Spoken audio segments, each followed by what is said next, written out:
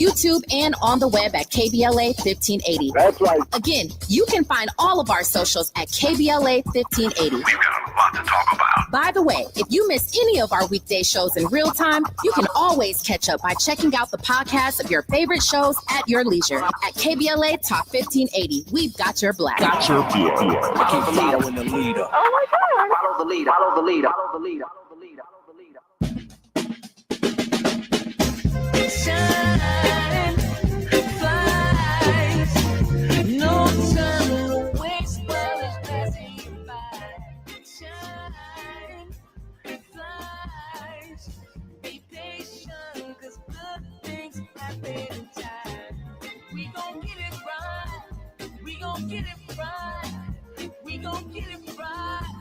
We gon' get it right. Protests and anthems, yes, we chanting. A movement of people, it's like we dancing to the ministry of. It's the energy of, in memory of them that we love. The trinity of the people, the peace, the power, the truth. We speak the powers even louder. We can say it blacker, we can say it prouder. A woman vice president that went to Howard. Now we talk helping black businesses, and our differences is magnificent. Bringing light to the point where the prisons is. I was told good life is where forgiveness lives. The ascension is to leave with Press the mind and question justify with you and God in time my best align. Shine, flies, no time to waste while it's passing you by. Shine, flies, be patient, 'cause good things happen in time. We gon' get it right. You are listening to and streaming A More Perfect Union on KBLA Talk 1580. I'm Dr. Nii-Quartelai, your host and White House correspondent. I'm in touch, and so you be in touch. Follow me on all the social media platforms at Dr. Nii-Quartelai. All you got to do is go ahead and type in Dr. Nii-Q, DRNIIQ, and there I am, fresh for you to follow.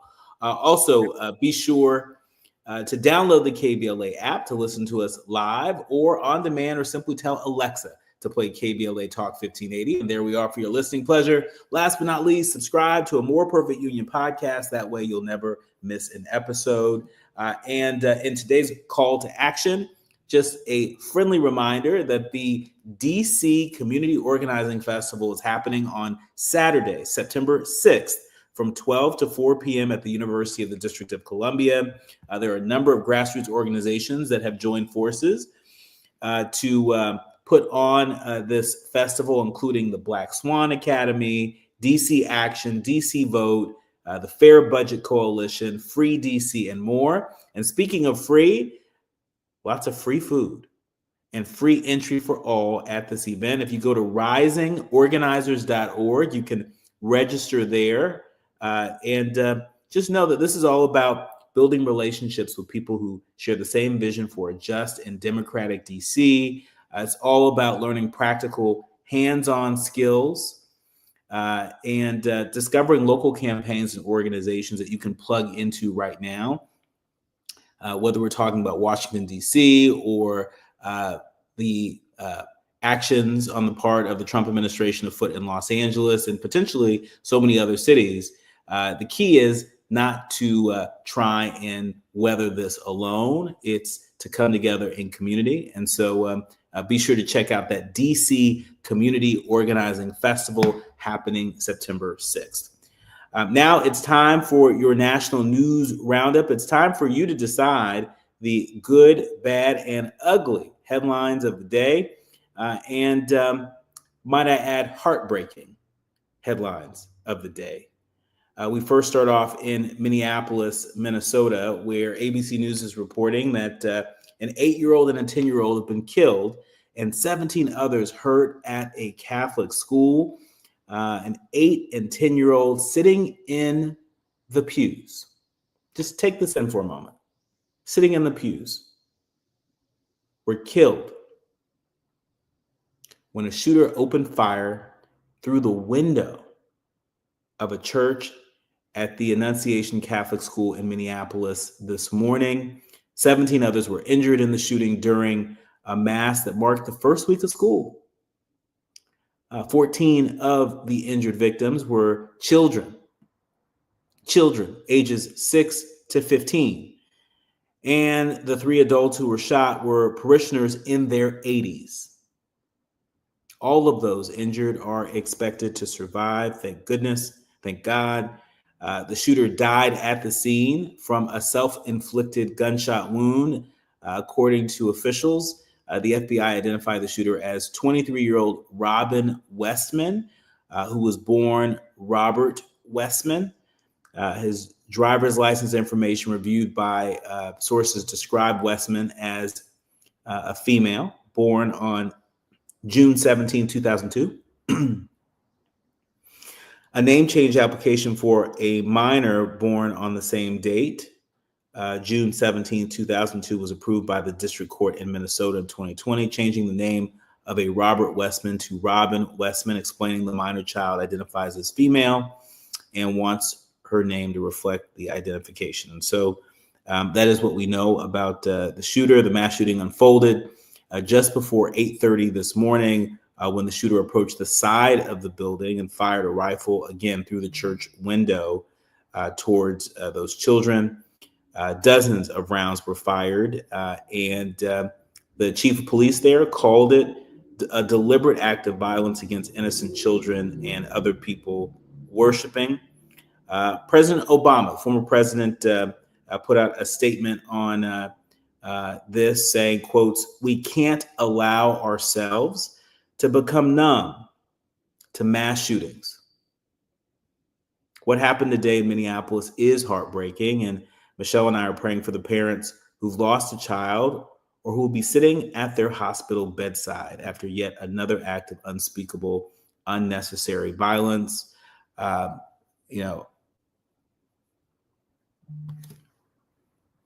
What else can we say? Unspeakable, unnecessary. I'm sure you all grow tired of hearing these reports and feeling the sadness, the anger, the rage, the despair.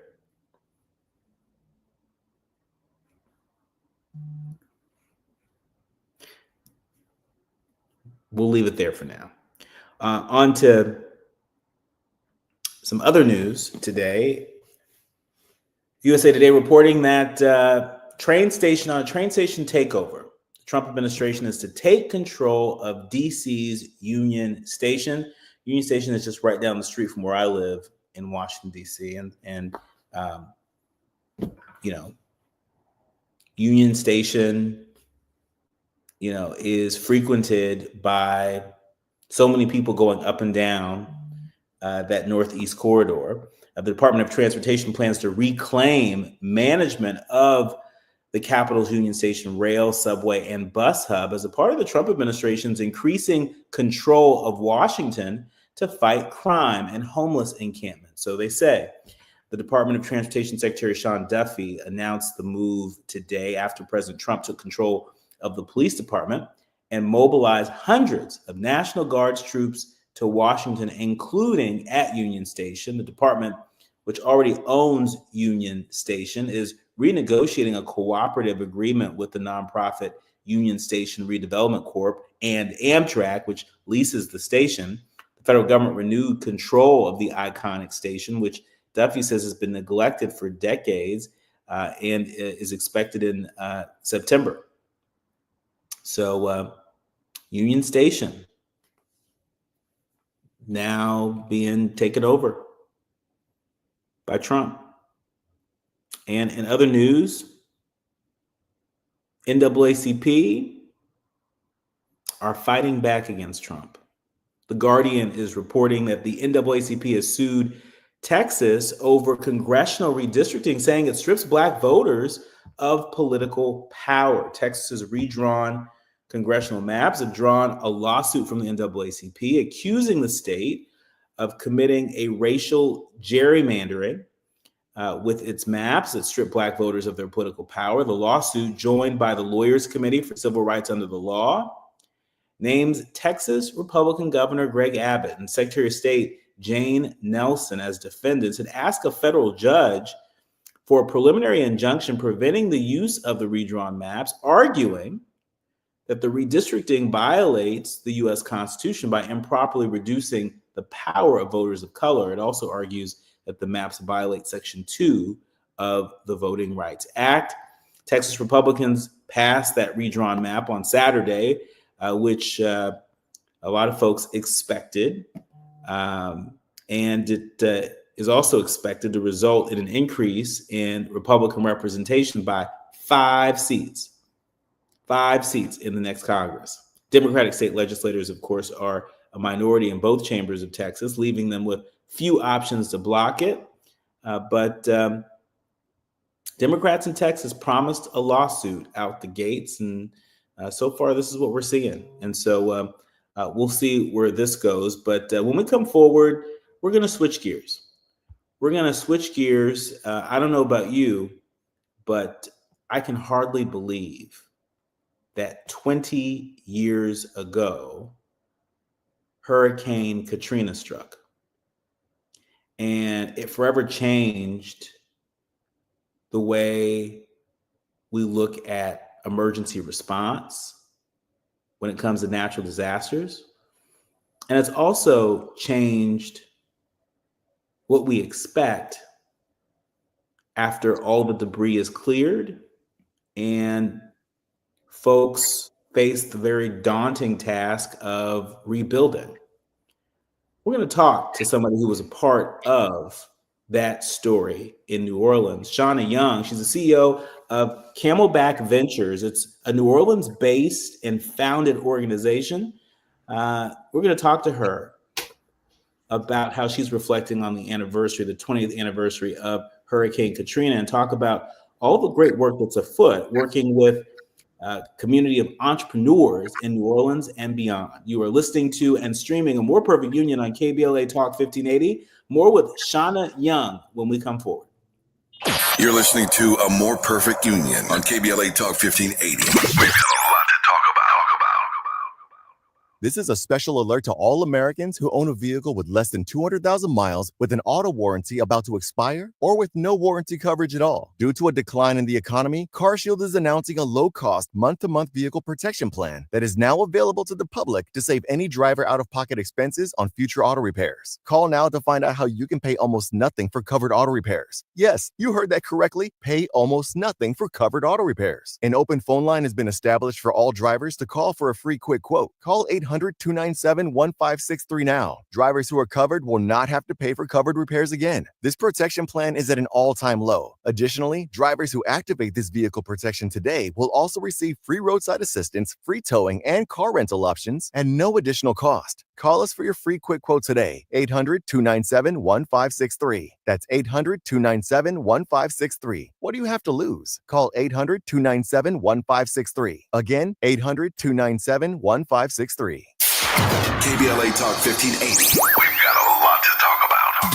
KBLA Talk 1580, connecting you with services and solutions. LA County's new Justice Care and Opportunities Department, or JCOD, is here to support justice-involved individuals and their families. The JCOD Support Center is now taking calls at 1-833-LACJCOD. That's 1-833-522-5263. Available 7 days a week from 6 a.m. to 11 p.m., the Support Center is your one-stop shop for re-entry issues and court support. They offer court reminders, connections to local services, transportation assistance for housing, court appearances, and childcare. The JCOD hotline provides personalized help to connect you with services that you need. And don't forget to check out justiceconnect.org for more information. Remember, it's free and available every day at 1-833-522-5263. This is a community call to action from KBLA Talk 1580.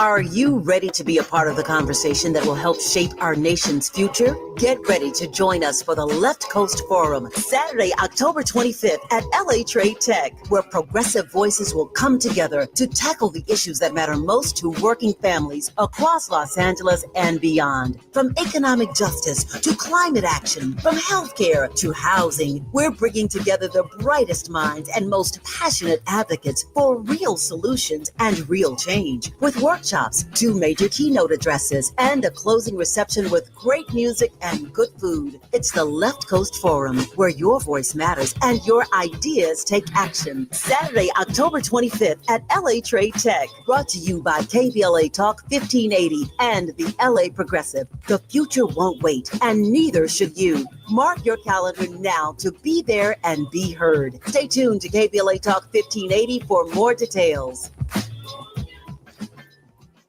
Hit me! National news, the consequence, informed opinion, and analysis beyond the headlines. You're listening to A More Perfect Union on KBLA Talk 1580. You are listening to and streaming A More Perfect Union on KBLA Talk 1580. I'm Dr. Nii-Quartelai, and before we get to our guests, just a programming note that right after Labor Day, September 3rd, you can expect to hear from MSNBC MSNBC correspondent Tremaine Lee, as a Pulitzer Prize winner, Tremaine Lee, as an Emmy award-winning journalist, Tremaine Lee, as an author of a book that's coming out that I can't wait to share more with y'all about. It's called 1,000 Ways to Die. It comes out September 9th.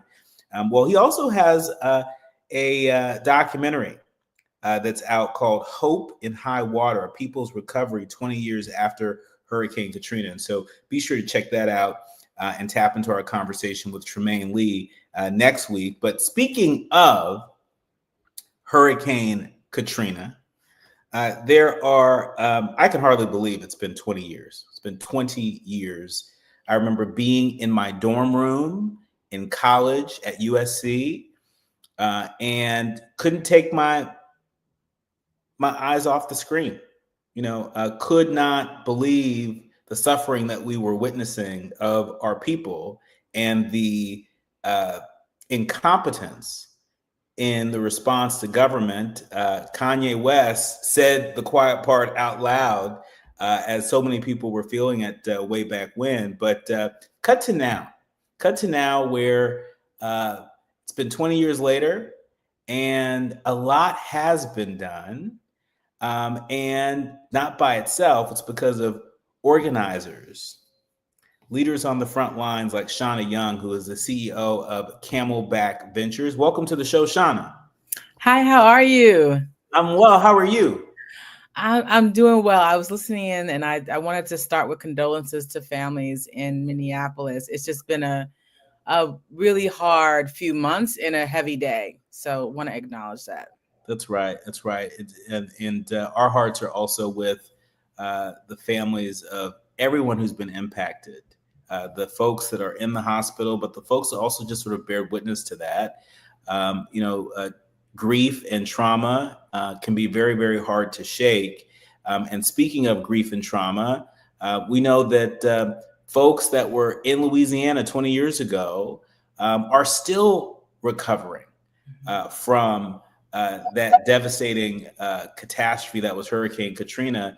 Talk to us about how you're reflecting on Hurricane Katrina 20 years after.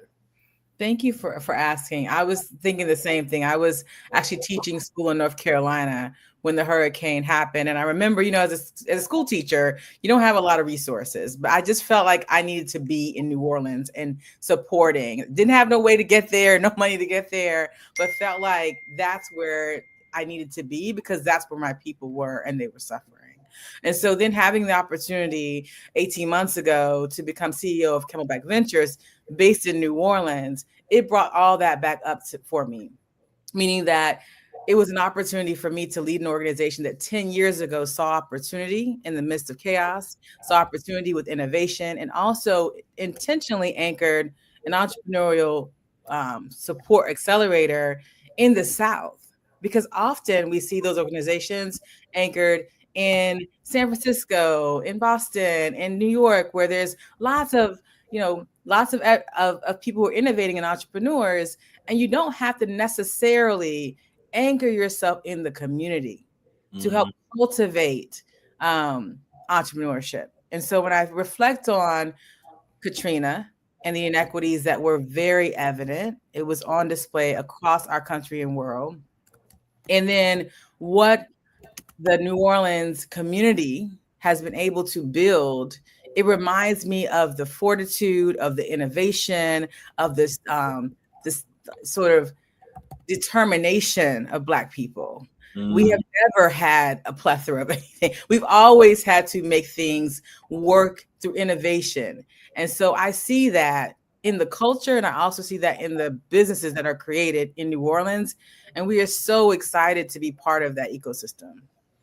I mean, we're so excited to learn about the work that you're doing. And I love that you all are focused on entrepreneurs.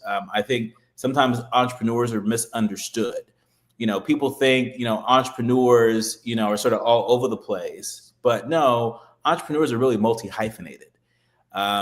These are innovators on the front lines. These are visionaries. These are people who see what's possible and are very skilled at being able to organize people and organize resources to be able to make those things come alive. Talk to us about the underestimated founders and how through your work, they have helped to address some of these systemic inequities that so many people thought, would never go away. Yeah, I think what we focus on are folk who typically don't have access to capital. That's not just money, that's social capital, that's resources. And often when you look at entrepreneurs that are coming from communities that have been marginalized, you are starting with less resources, starting with less capital and money, and then you continue to be underfunded throughout. You're going to a community that also has less resources, and you're trying to build against other communities that have more of all those things, right? And so when we think about giving early capital through our fellowship and our accelerator, then we are intentionally looking for folk who are building for their own community and coming from communities that have had less. It doesn't mean that their ideas are less or not as innovative. Actually, they're many times more innovative, and they actually will build things a bit more nimble and be able to stretch the resources in a way that will help them have a longer runway as an entrepreneur.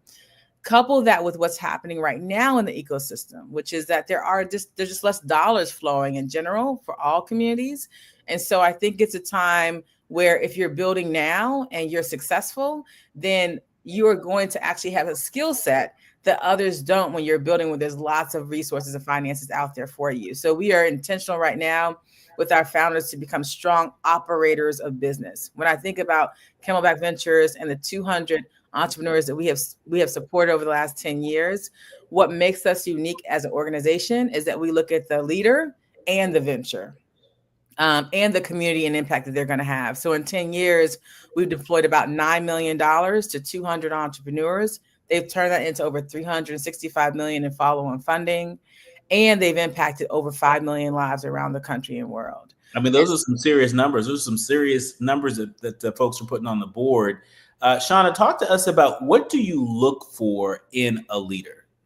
Because what just caught my attention is that you all are not just investing in the enterprise. You're not just investing in whatever endeavor, but you're actually investing in the leader themselves. What are you looking for in the leader themselves that is going to separate them apart from other people that may apply for your support?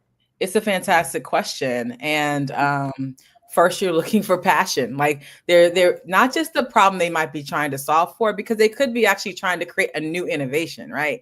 They're passionate about it. They're committed to it. And then that is what we are investing in, because we know those types of leaders, even if that idea doesn't work out, they're going to go on to the next thing they're building and the next thing. And we even think about the story of Camelback. Our founder, Aaron Walker, we were his third venture. The first two no one knows about because they were okay, but they actually they were not as successful as Camelback because Camelback did not exist. So he built Camelback to support social entrepreneurs with capital, with community, with content. And so we look for innovators that are passionate, that have expertise in something that they want to solve, and that are able to execute, because that's the other piece too. You either have to be able to execute and or build a team that can execute with you. I often say that, people support people that they trust and ideas that they can get behind. So when we can find leaders like that, innovators like that, then that's what we really look for. This cycle, we had over 521 entrepreneurs apply to us, and we increased our cohort to 20 people. So that means it's like a 2% acceptance rate. It doesn't mean those other ideas aren't great ideas. It means that we need more resources and more ability to support entrepreneurs. What I also say, I get excited, but what I also say is, we get excited too. I would say there's opportunity in chaos. There's innovation in chaos. And so I have pretty quickly changed the narrative and the framework to what is this opportunity we can be seeking. These systems that are being, broken down, thrown out the door, thrown out the window, were never built for us. They were never built equitably. And it is unnerving to see them kind of go away or shift, because we've spent so many years trying to work around them or through them. But now we actually have an opportunity to build new ones. Mm-hmm. And if we don't build them quickly and with intention, something else will be built. I love that. I love the framing of that, the opportunity in the chaos, because there's a lot of chaos, and the chaos ain't going nowhere. I show back and forth between Washington, D.C. and L.A. And so, I get to see the chaos up close in different ways. And I love how you shift that frame in a way that empowers us to say, hey, let's lean into that radical imagination, and, let's create that thing that we know in our hearts is possible. But we don't yet see in the marketplace. We don't yet see in the physical world. And so when we come forward, I want to lean into this a little bit more, this idea of leaning into the chaos to create what can be for our communities.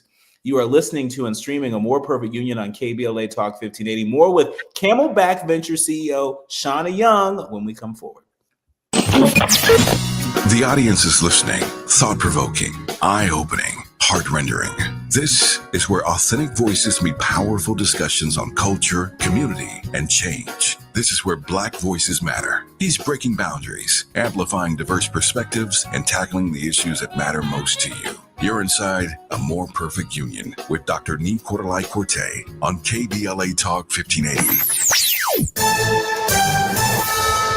I'm Amber Payton with BIN News Now. Several suspects are on the run after a South Los Angeles strip mall shooting left 5 people injured. Black Mayor Karen Bass vowed the shooters will be caught. We will find the perpetrators of this crime and hold them accountable. Victims include 4 men and a woman ages 19 to 35 with conditions ranging from critical to minor. 2 children have died and 17 others are injured after a shooting at a Minneapolis church school. Police say 23-year-old Robin Westman opened fire during Mass before killing himself. 14 of the wounded are children, and the victims were praying in the pews. The school serves pre-K through 8th grade. And HBCU Virginia State University professor Dr. Latorio Faison has been nominated for a Pulitzer Prize in Poetry for her book Nursery Rhymes in Black. She says the work reflects her life as a Black woman in America. Get BIN News Now on demand 24/7 on the iHeartRadio app. In Brea on the 57 heading southbound at Lambert Road, look out for a crash on the right shoulder. Moving up to Inglewood on the 405 heading south just before the 105, that stall is cleared. Traffic is still thinning out, so prepare to see some brake lights from Wilshire. Also in downtown LA on the 10 heading westbound at Alameda Street, a brush fire is on the right shoulder. Shop incredible end-of-summer savings at the Scandinavian Designs Labor Day sale. For a limited time, take up to 70% off select modern furniture and decor for every room in your home. Stop by one of our Los Angeles showrooms today or shop online at ScandinavianDesigns.com. This is the KBLA Sports Minute with Ray Richardson. 22 players from HBCU schools will be on NFL rosters when the regular season kicks off next week. The 22 players survived the final cut on Tuesday when all 32 NFL teams were required to reach the 53-man roster limit. 2 of the HBCU players made the Rams' final roster: wide receiver Xavier Smith of Florida A&M and cornerback Kobe Durant of South Carolina State. The highest draft pick this year from an HBCU school was Alabama A&M offensive lineman Carson Vincent. Vincent was a 4th-round pick of the Baltimore Ravens. Vincent made the Ravens' final roster. 3 players in the Ravens training camp who were not drafted in April made the team's final roster: linebacker Jay Higgins from Iowa, safety Ruben Lowry of Tennessee Chattanooga, and cornerback Keon Martin from Louisiana University. No debates, no speculation, just the info you need. That's your KBLA Sports Minute. I'm Ray Richardson. More news, opinions, and conversation when we come forward on KBLA Talk 1580. Follow the leader. KBLA Talk 1580. Follow the leader. If you're not following KBLA Talk 1580 on all of our socials, then you're missing out. Download our app and find us on Facebook, Twitter, Instagram, YouTube, and on the web at KBLA 1580. That's right. Again, you can find all of our socials at KBLA 1580. We've got a lot to talk about. By the way, if you miss any of our weekday shows in real time, you can always catch up by checking out the podcast of your favorite shows at your leisure. At KBLA Talk 1580, we've got your black. Following the leader. Oh my God. Follow the leader. Follow the leader. Follow the leader. Follow the leader. Follow the leader. This is the story of the one. As a lineman, he does whatever it takes to keep the power on in his community. And he wants a partner like Grainger who does the same. Grainger offers the professional-grade products he needs, from voltage detectors to harnesses to hard hats, plus fast, dependable delivery, so he can rise to every challenge. Call 1-800-GRAINGER, click Grainger.com, or just stop by. Grainger, for the ones who get it done.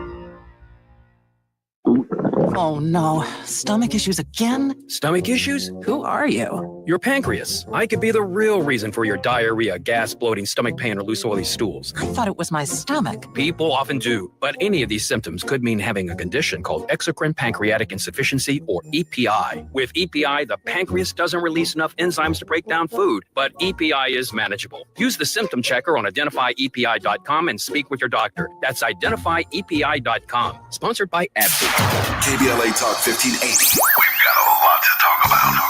KBLA Talk 1580, connecting you with services and solutions. If you need help getting your resume in order, finding job training, or landing a job, we've got 3 great options for you. First, the City of Los Angeles has WorkSource centers across the area offering free job support. The California Workforce Development Board can help you with everything from GED prep to vocational training at no cost to you. On the federal level, the Department of Labor's American Job Centers offer a full range of services for job seekers and businesses alike. Visit careeronestop.org, or for more info, just call California's Help Center or visit cwdb.ca.gov or call 916-657-1440. For the City of Los Angeles programs, go to ewd.lacity.gov or call 213-744-7300. All these services are free to help you get your next job. This is a community call to action from KBLA Talk 1580. Now back to building a more perfect union on KBLA Talk 1580. You are listening to and streaming A More Perfect Union on KBLA Talk 1580. I'm Dr. Nii-Quartelai. I'm really enjoying this conversation with Shawna Young. She is the CEO of Camelback Ventures. They are based in New Orleans. And 20 years after Hurricane Katrina devastated Louisiana and parts of Texas, it's important that we return to the land and we remind the people what has happened since, because that was not the end of the story. That was the beginning of the story. And so, can you talk to us, Shawna, about, some of the entrepreneurs that have been supported by Camelback Ventures that are really meeting the moment when it comes to showing our country what's possible, what a more perfect Louisiana, what a more perfect Gulf Coast can look like in an effort to build a more perfect union? Absolutely. We have invested in so many incredible entrepreneurs. Some come to mind like Lisa Maria Rhodes, who has a nonprofit organization called ALAS, which is really focused on supporting the immigrant community in their journey here in our country, in education, and also if they have to have more support navigating legal systems. She has the biggest heart ever. I love her to death. I think about Jonathan Johnson, who started the school Rooted Schools. It's a charter school in New Orleans. He also has this incredible research around giving young people cash payments in high school. And what does it mean to give a young person $50 in cash a week? What will they do with it? How can it reduce their stress? How can it help their families? And the outcome, the data outcome is incredible, because the misnomer that they would just go spend the money or just like wouldn't know what to do with it, it's done a few things. One is reduce the stress of the high school students. It also helps them. They find that many of them have saved almost $300 at the end of that school year. They also use that money to help pay bills for their family. And they also don't have to, in many cases, get a job, because that $50 a week is a huge difference for them. So we've been funding innovative ideas and entrepreneurs.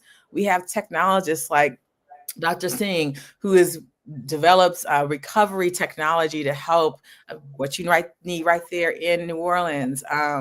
We have other founders too, like Melanie Richardson, who's building training for early education, parents and families, and helping them there too. So we've funded almost 20 entrepreneurs in New Orleans, from innovators in technology, new schools, education, future of work, future of learning, incredible humans more than anything, and passionate about making a difference in New Orleans. We also have amazing partners like NOLA, which is focused on Black education leaders in New Orleans. We also have STEM NOLA by Dr. Calvin Mackey, which is talking about bringing STEM to the forefront of our communities and across the country. These are our partners. They weren't necessarily fellows, but we've worked with them hand in hand. And so what I have learned from being sort of a North Carolinian who loves being now, spending a lot of time in New Orleans, is that New Orleans has this culture of care and this resilience, right? That should not have to come from the fact that they are under-resourced, that we are under-resourced as a people. But it has not stopped creation of ideas and culture and new ways of thinking and building. And when you go to New Orleans, it is you immediately feel the intellect, the ingenuity of Black people. And no matter how much we choose not to invest in our communities, not us personally, but others, it doesn't stop the innovation. And so Camelback Ventures is centered on giving that early capital to entrepreneurs who typically would not have enough. $40,000 is literally the first big institutional check for many of these entrepreneurs, because when you look at Black and Brown founders, typically they start their business on $20,000 of credit card debt. And look at our white counterparts, their seed round, their friends and family round is $100,000 to $150,000 of dollars that they're getting from just asking people in their network. And we may come up with 20 by doing that. And so we are really addressing that need for early capital. And then with our fellowship, we're focused on how do we help you build a stronger business model and get to the next round of funding. So when I think about the impact of Katrina, as I was sharing earlier, I think about what's come out of that for the people of New Orleans. The story doesn't have to always be negative. Where I hear people wanting to pivot the narrative is to talk about what's been good and where we can go from here. Quarter Ventures, co-founders Kelly and Kwam are investing in New Orleans and in the South, specifically with venture dollars. So how do we have more people do that? Double down on investing in the part of the country where we know most people of color live, in the South. I mean, this is part of the reason why I really wanted to talk to you, and hat tip to our friend Michael Franklin for telling me. He said, you need to talk to Shawna Young and learn about the work that she's doing at Camelback Ventures.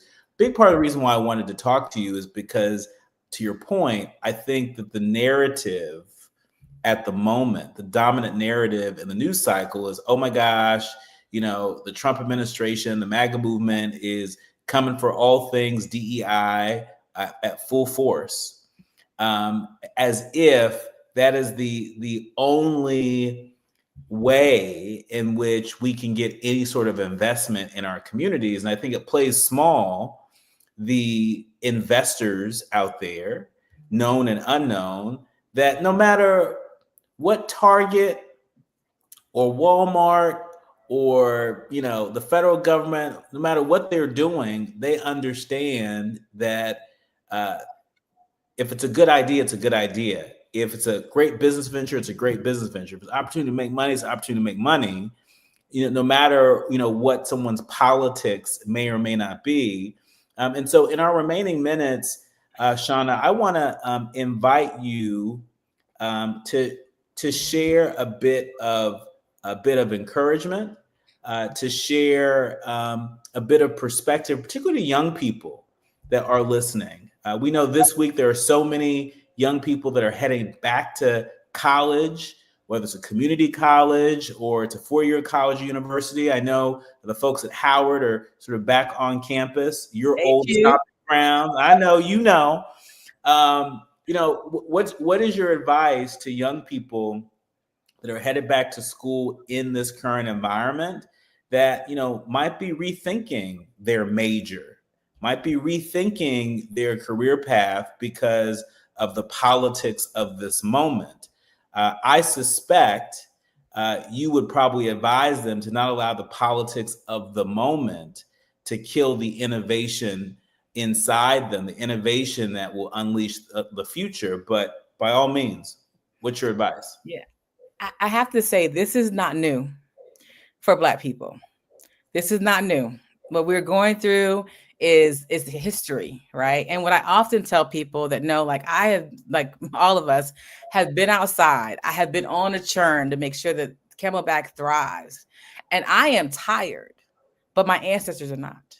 So when I show up, literally what you see and hear is the blood and the belief of our people who came all this way. And as hard as it seems now, we know that we can endure this and more. And actually, on the other side of it, that we might have even more innovation than we had before. My daughter's going back to school. She's a second year at Harvard, which is incredible. But what I love most about it is that she is excited.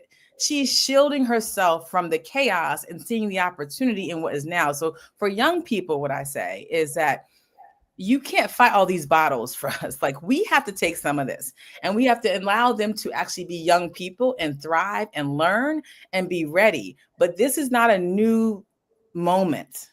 This is actually the era that we will be the history makers for what comes next in the civil rights movement. So I am at 7:30 at night, 8 p.m. on the East Coast, excited for the conversation because we have to have that energy. This is not a moment to be tired. This is a moment to innovate and, take a break when needed, but work with each other and collaborate to change the world and create the world we know our great-grandchildren should have today. So that's how I think about the work. I mean, double click, double snap, all the things. I mean, even just as you were laying that out, I was thinking about the Green Book, for example, right? As much as we think of the Green Book, as a way in which we as Black people kept each other safe, or the Underground Railroad, how we kept each other safe, it's important that we also think of the Green Book as commerce, right? The Green Book represented a Black economy, right? It wasn't just a matter of, go to this hotel or go to this restaurant. It's no, let's recycle these dollars. And so what does the digital Green Book look like in the 21st century? What does the brick and mortar Green Book look like in places like New Orleans and Atlanta and LA and DC and so I have a feeling that a lot of the folks that lock arms with Camelback Ventures are going to be a part of answering that question. Where can people go to tap in to the work that you're doing? I'm glad you asked that question. Our application is actually open right now. So for entrepreneurs who are interested in applying to our fellowship, $40,000 in capital, 4-month experience. It's open if you go to our website at camelbackventures.org. Please go there. Also sign up for our newsletter or follow us on social media. If you're not ready right now and you want to maybe in the future apply, we love for people to also support our work. If you're interested in becoming a partner, a philanthropic partner, we love to also connect with you there because our goal is to continue to grow and be able to support more entrepreneurs across the country, anchoring that work also in New Orleans for sure. Camelback Ventures is giving out grants for $40,000, but you got to apply. And so you got to go to camelbackventures.org. Did I get that right? Yes, you did. Go to camelbackventures.org. Don't let these folks fool you and make you think that there are no resources out there and that folks aren't investing in our communities, aren't investing in our ideas, aren't investing in the real possibilities that we see. At Camelback Ventures, they don't believe that, right? They believe in what's possible, and they also believe in you, right? And one of my big takeaways from this conversation is how committed you all are to investing in the underestimated.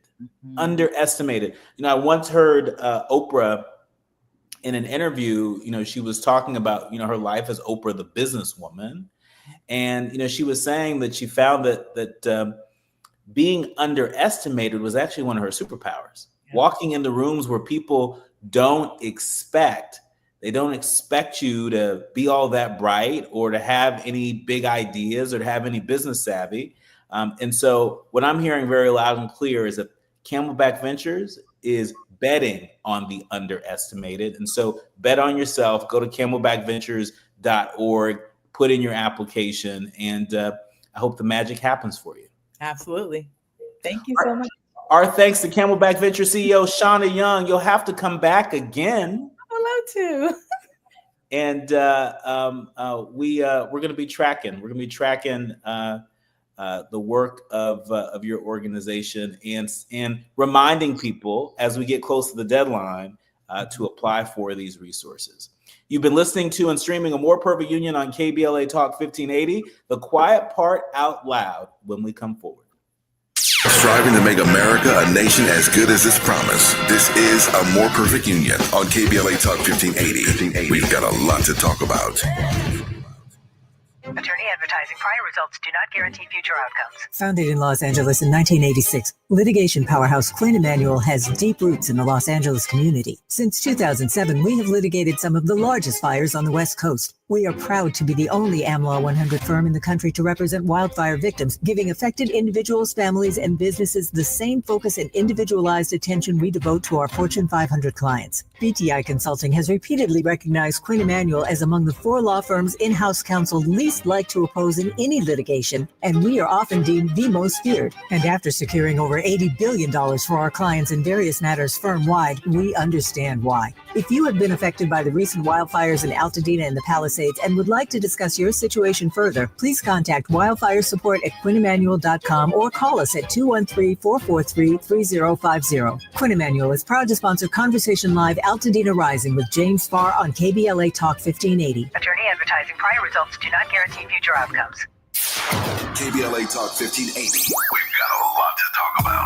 KBLA Talk 1580 reminds you, when we fight, we win. The Youth Justice Coalition is challenging America's addiction to incarceration and discrimination. YJC works to dismantle policies leading to mass incarceration, law enforcement violence, and the school-to-prison pipeline. Their approach, transformative justice, community intervention, free LA high school, legal defense, and system monitoring. YJC promotes safety without relying on prisons. Their goal, prevent system contact and help people exit the system through direct action, advocacy, and education. Want to get involved or need help? Call 323-235-4243. That's 323-235-4243. Join YJC in creating change. When we fight, we win. KBLA Talk 1580, your voice for justice. This is a community call to action from KBLA Talk 1580.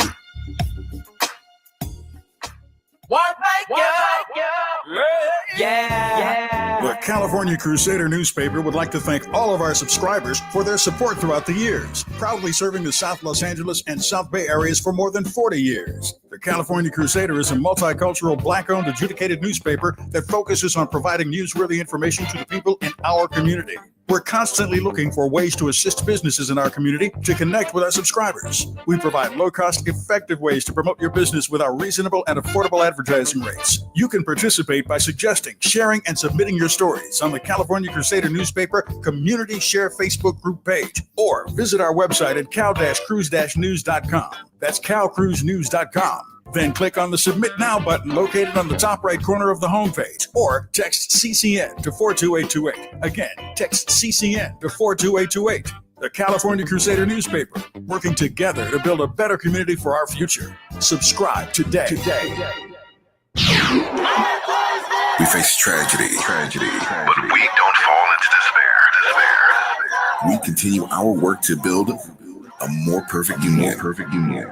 You are listening to and streaming A More Perfect Union on KBLA Talk 1580. I'm Dr. Nii-Quartelai, and it's time for the quiet part out loud. Now, listen, it is the final week of August, which means that Congress is still on recess. And when Congress is on recess, that means that they're in the district, and they should be hosting town halls. It's an opportunity to interact with constituents, to get feedback, to listen to what's happening in the district or how people in the district feel about their performance in Congress.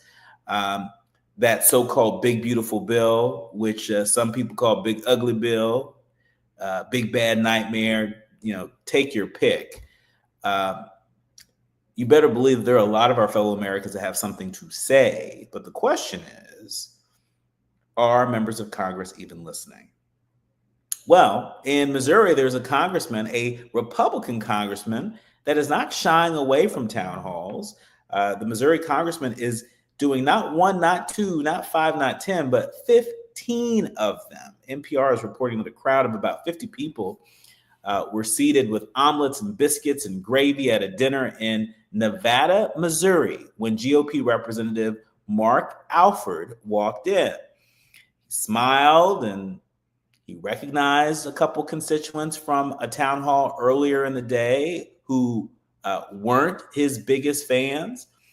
Well, again, as I mentioned, August is when Congress trades the swampy DC summer with time back home. And it's typically when lawmakers host these town halls, these forums.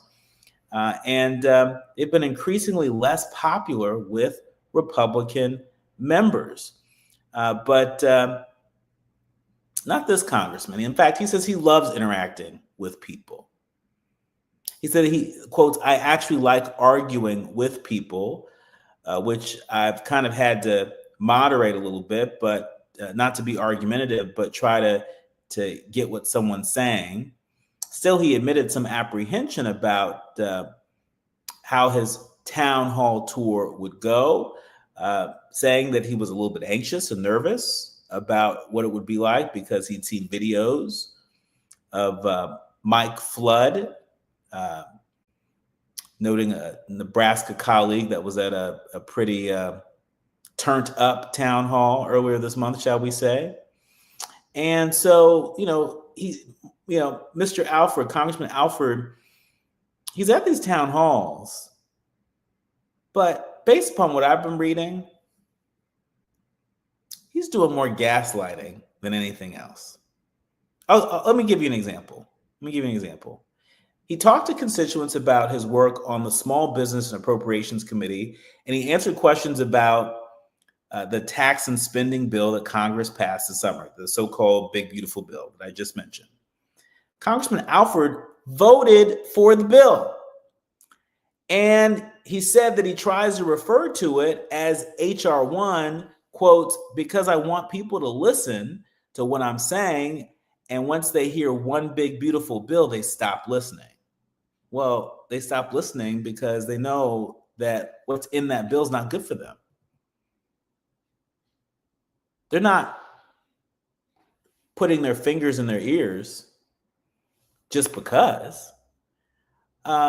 When anger did bubble up over cuts to the Medicaid program and President Trump himself, Congressman Alford de-escalated, thanking attendees by name for their quote-unquote passion, saying, quotes, "If you're here, especially if you don't agree with me, thank you for coming." And by the way, let me just add that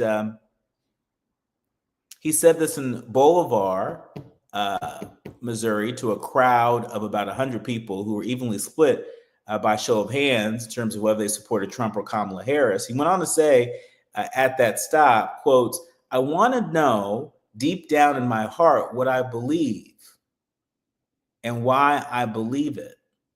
And you challenging me tonight is going to help me refine those commitments, values, and those beliefs." Huh? That's what the congressman is saying? Gaslighting. Gaslighting.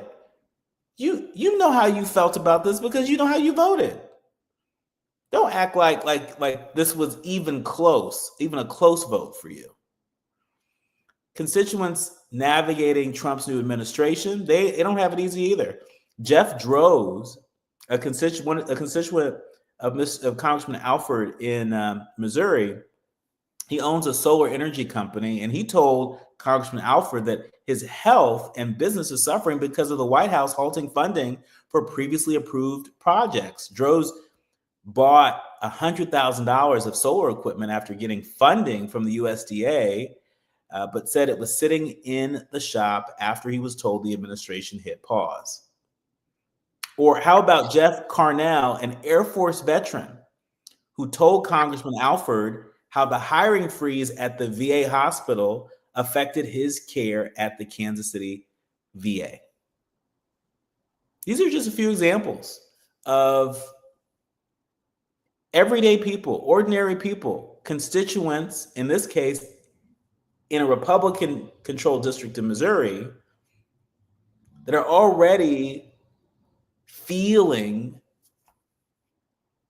the nonsense that is unfolding as a result of the nonsense that Republicans have been supporting in Congress. The nonsense that this administration has been facilitating. It's not working out too well for some of these Republican constituents. We're going to talk more about that in our next hour. We'll also be talking to folks on the ground in the nation's capital to get a real feel for what's going down. You are listening to and streaming A More Perfect Union on KBLA Talk 1580. More when we come forward. KBLA 1580 Santa Monica. I'm Amber Payton with BIN News Now. President Trump says he's unconcerned after firing Federal Reserve Board Governor Lisa Cook, who's under DOJ investigation over mortgage claims. People are paying too high an interest rate. That's the only problem with housing. We have to get the rates down a little bit. Cook, who is Black, denies wrongdoing, has not been charged, and her attorney says Trump lacked